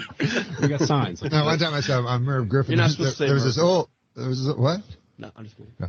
There's this old actor named Broderick Crawford. Oh, yeah. You remember him? So he was, he fucking was so funny. But he was talking to Merv Griffin. Merv Griffin says to him, he goes, "You've worked with a lot of leading ladies, Legs Grable, And so then Broderick Crawford goes, "Oh, let me tell you about Grable. She was she was all class. We'd order a meal, and she'd always get a salad that was in Jell-O. That was his big story. Then Merv Griffin goes, "You played a cop a lot in your career." And he goes, "I'll tell you something, Merv." He goes, just the way he did it was so funny. He goes, "If I had a dime for every time I played a cop, I'd have $1." It's just like Peter. Sounds like a Howard joke. It does. Oh, Christ. That's a great Broderick Clover. That is a very good Broderick Clover. For anyone under 80 out there. Yeah, that's how Matthew Broderick Clover. Right? That was like we worked with we did stand up with Gilbert, and he was just like bombing. So at the end he goes, "All right," they're all like 22-year-old kids who don't understand. And at the end he goes, "Okay, you kids are clearly young, and I'm gonna do an impression that all you kids you'll really appreciate. Here's Lou Costello. Here's Lou Costello talking to Ethel Merman." You know what? Remember that show we did out in L.A., Artie? Dude, John's so great. He's not kidding either. No. That's what's so great about Gilbert. He loved bombing like that, and he loved just infuriating an audience that he had no respect for. It's brilliant. Well, yeah, when he decided hate me, but hate me for me. So I'm not just digging this fucking. I'm not digging this tunnel that I have to get out. I'm gonna load a dynamite and make that hole as big as possible. So fuck you all.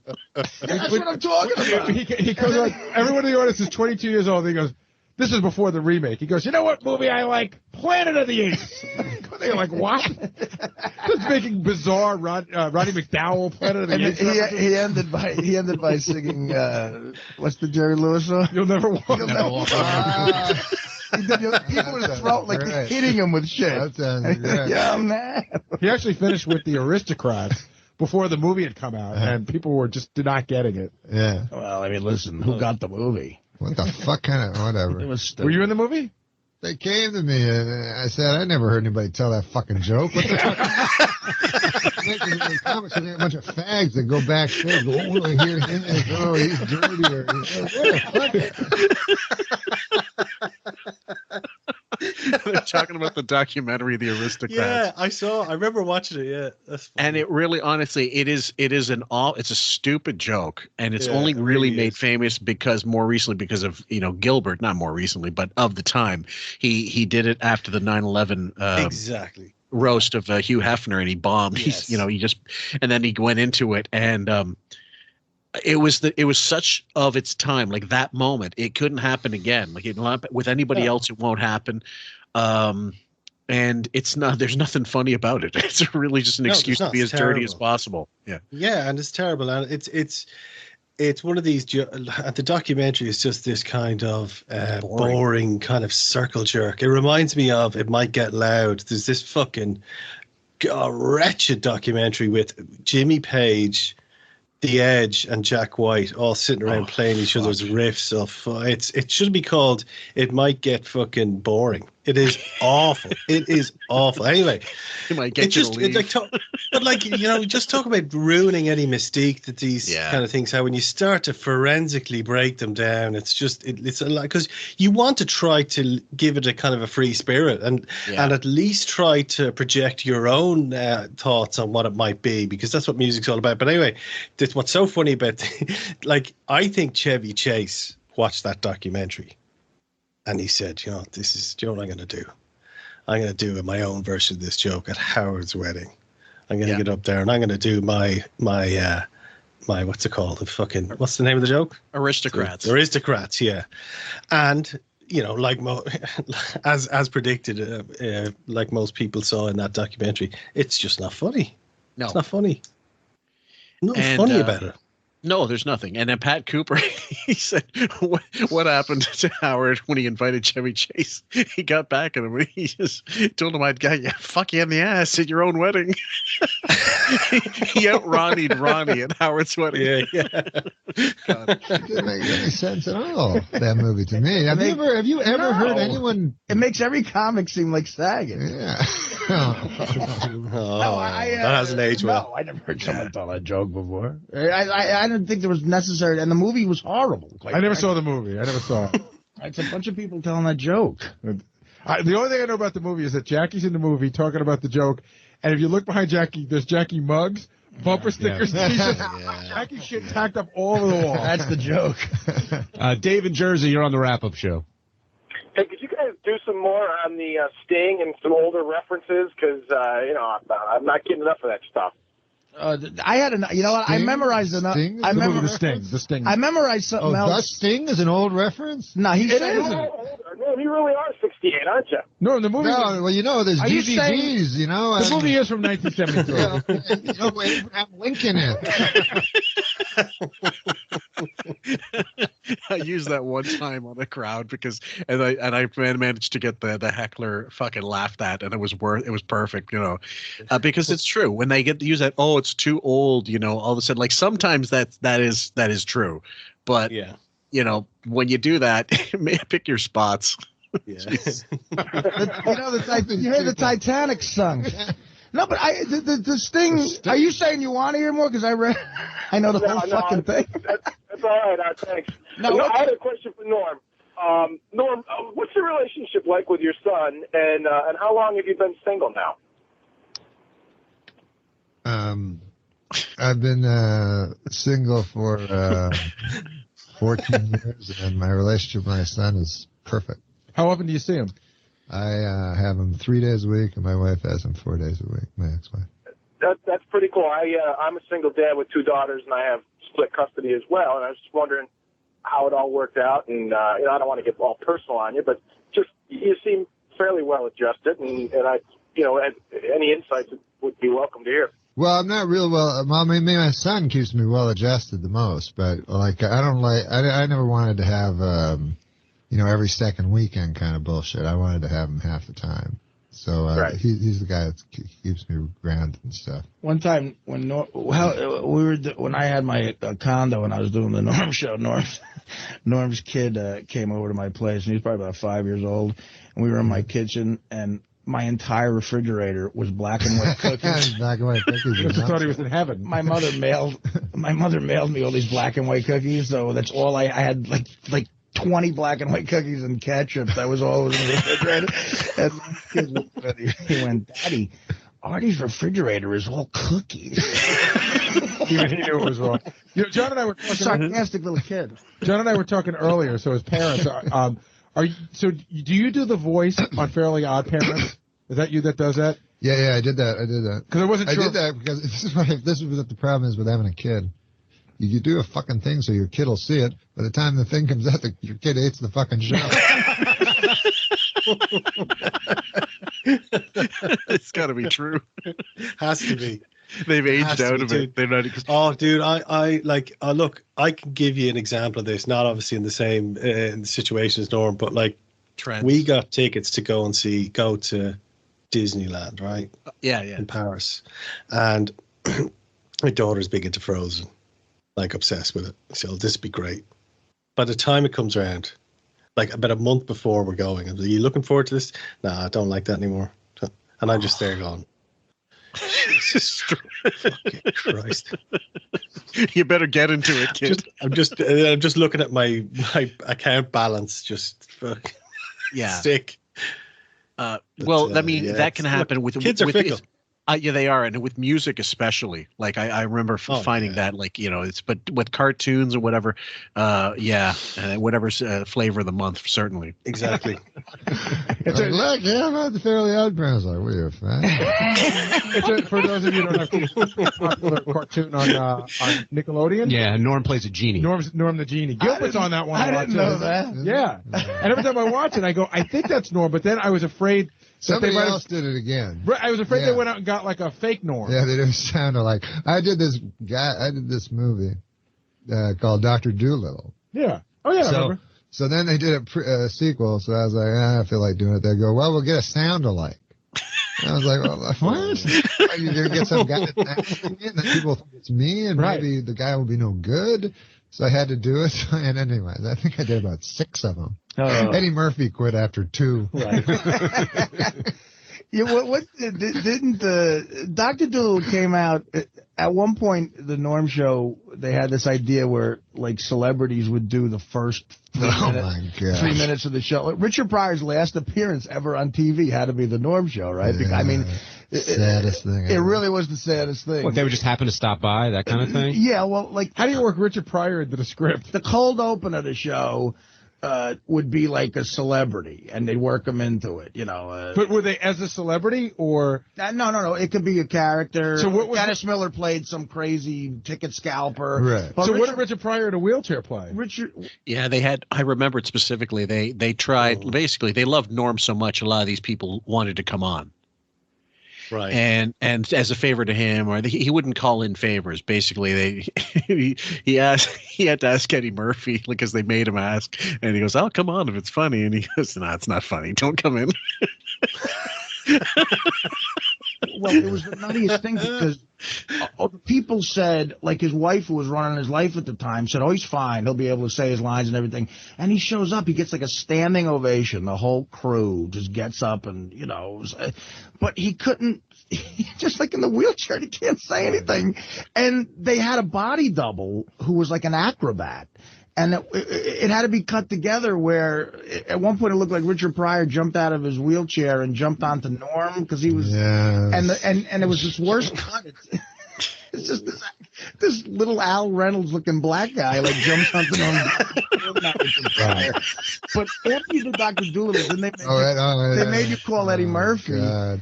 And I was in his office while he's talking to Eddie Murphy. Worst thing ever. To say what?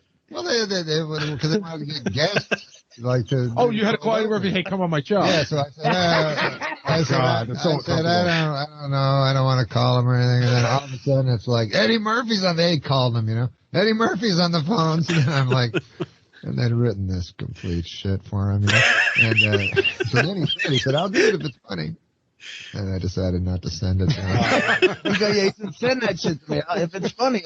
Well, didn't he say the Red Fox on the set of Harlem Nights? And like, because you put him on, Norm put him on speakerphone, and I was sitting in there, and he didn't know I was on the call. But what was great about that was how he was calm, like he's very zen and calm, and then when he wants to be funny, he's like insanely funny. Right, because listen to him tell a story. He's doing it's Red Fox in the story, and when he gets to Red Fox, he just does a brilliant Red Fox, but the rest of it, so he said on the set of Harlem Nights, that's when Red Fox was going through all that tax shit. Oh, I remember. And so Eddie Murphy said, he goes, "Yeah, Red Fox was an annoying motherfucker." And he said he tried to sell me a watch. He said he tried to sell me Elvis's watch. He came up to me and said, "You see, this is Elvis's watch. Elvis gave me this watch." So because Red knew that Eddie was a huge Elvis fan. Okay. Like those early specials of Eddie's, he's wearing all that leather. That's based on the Comeback special. Oh, of course, I never thought of that. Yeah, wow. He just loved the look, and I think he was an Elvis fan, but he wanted that look basically. I don't think it means he bought he bought Kissin' Cousins and Blue Hawaii and shit.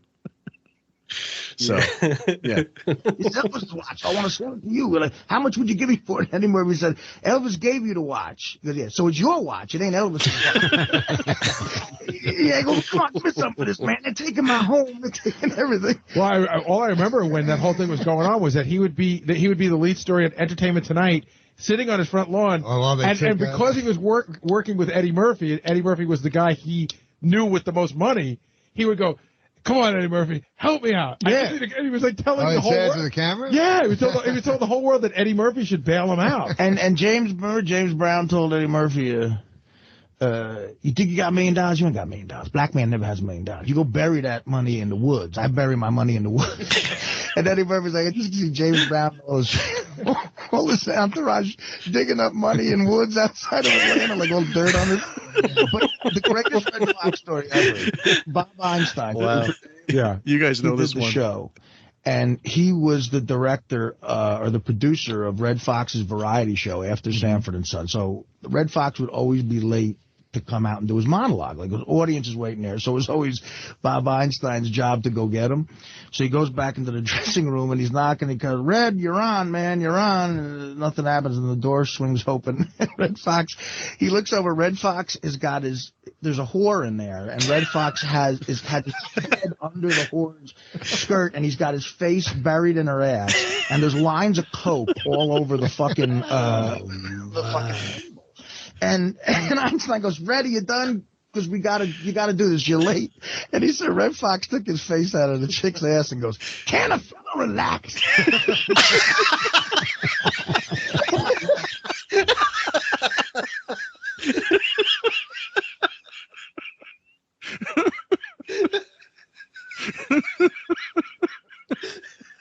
Oh my God, that is great. I've never heard that before. You never heard that one? Oh, that's good. That's the classic. No.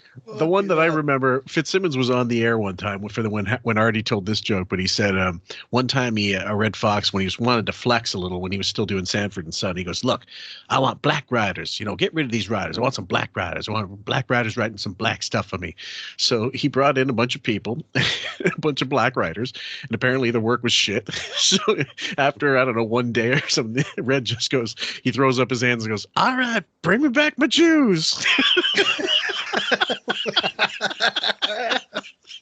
Oh man, that's great. Jesus, he was funny. He was incredible. Red Fox yeah, go ahead. He never made it over here. No. See, Sanford and Son was one of these shows that was lifted from, well, not lifted, but it was inspired by Steptoe's Son. Yeah. So that was a massive show in both England and here. So Sanford would never have been shown. You know what I mean? So a lot of those. There's a lot of examples of these type of shows that were taken from British, and obviously it went the other way as well. There was a lot of terrible versions of American sitcoms done here, but yeah. Well, Robin Williams apparently went on a German talk show. I don't remember the story. It was on the Kevin Pollak chat show. He was talking about it. He went on a German version of The Tonight Show, and the host said something like, "So you're very funny. Please explain to us why do you think Americans are so funny? There are not so many funny people in Germany."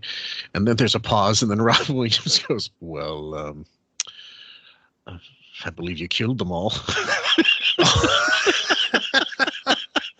And they cued a commercial, and when they came back, Robin was gone. Oh my God, that's a great line. That's a great line. Yeah, totally.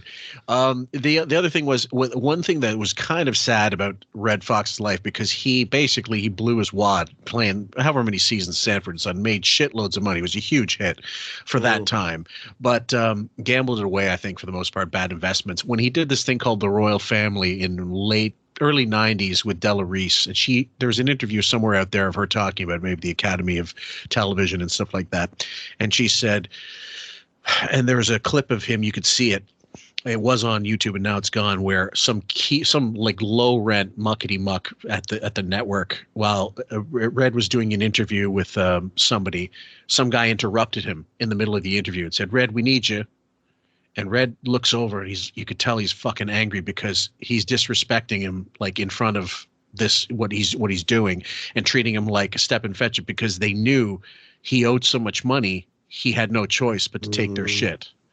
And she said it was that later that day he suffered his heart attack and actually died. And they all thought he was faking it, because he used to do that in Sanford and Son. I'm coming to meet you. Here's Elizabeth. I'm done. And he died penniless. He really, just squandered everything.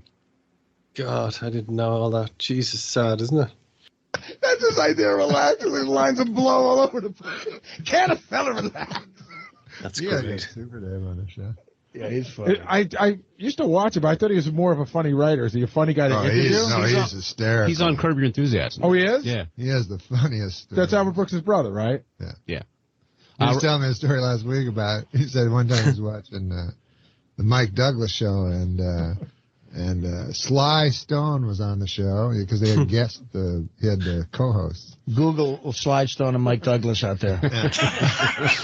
And the other guest was Peter Marshall, the host of Hollywood Squares. Peter Lecoq. Yeah, exactly, Peter Lecoq. So he's interviewing Sly Stallone and everything, and then he's interviewing affable Peter Marshall, and he says to Peter Marshall, I'll say it in Bob Einstein's voice. He goes, so he says to Peter Marshall, he says, just you're doing That's a great impression. Because that week they were doing it in Vegas. They were doing Hollywood Squares in Vegas. So Mike Douglas says, "Are you going to change the show at all for Vegas? Are you going to do anything? Are you going to have showgirls or anything?" And Peter Marshall goes, "No, we're going to just do the show as it is. We do it as it is. We like to be, And so he asked about Paul Lynde and how funny Paul Lynde was, and Peter Marshall said, "Paul Lynde is funny because Paul Lynde will just say anything. He'll call a spade a spade." And then Sly Stone said, "I'm going to get you." And then they went to commercial. Sly Stone is a black guy. Right, not Sly Stallone. Sly and the Family Stone. I know. Oh, my God. See, I understood all those references. You guys are underestimating your demographic. Ralph Sorelli, you're on the wrap-up show. I thought you meant Sylvester Stallone, too. No, Artie told me this great story once back when Norm used to be a degenerate gambler, and they were after one of those, those after-hours places you were talking about, Gary? Yes. Those guys were in there, and and it was like 6 in the morning. Even Artie was sick of the place, and he's like wiped out. No, I had lost a bunch of money playing Hold'em. That's why you were sick of it. And I started shooting pool. They had a pool table, and we were doing the show the next morning, and we gambled till like 7 a.m., and then we just came right in here.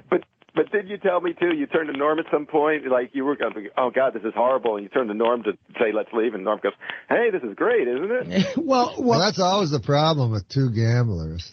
Well, it's also, right, it's like two guys go to a bar, one guy picks up a hot chick, and the other guy's got the ugly one. Right, exactly. Isn't this great? No. Or he's not hooking up, and you just want to leave. But that was when Norm said the name of the place on the air. Remember, you said the name of the place? I know the name, yeah. And the guy called up Norm, who runs the place, and said, "Hey, Norm, we don't need any fucking advertising." That scared the shit out of me. No, Norm, you found Artie on Mad TV, right? That's how you ended up calling. Did you have any idea when you saw him? I saw him doing a monologue about masturbation, I think. Do you remember that monologue? I wrote a monologue for the pilot of Mad TV about... Yeah, if anybody, I'm not going to play much more of that, guys, because I'll leave it to you to check out the monologue of Artie on Mad TV, and it was great. It actually is one of the funnier things, and he's got a presence about him. He's got a cap on backwards and stuff. It's totally worth watching. At any rate, guys, we think we might have got a little self-indulgent with this, but we hope that's just more for you to enjoy. And if there's anything really extraneous, I'll throw it into the B-sides compilation that I've got going together with clips of Wayne and stuff, and it's going to be haphazard, but at least you're not going to lose any of that content if you want it, for those of you who do want it. Thank you, guys. Take care. We'll see you on the next one. We hope you enjoyed it. Thanks, folks. Well, just real quick, I was also calling because I just wanted to say my tour starts on the 17th of June. Thanks, Eric. All right, buddy. Eric, what? I couldn't hear you. What did you say? I said the tour that I'm Take care, man. Don't ever call back.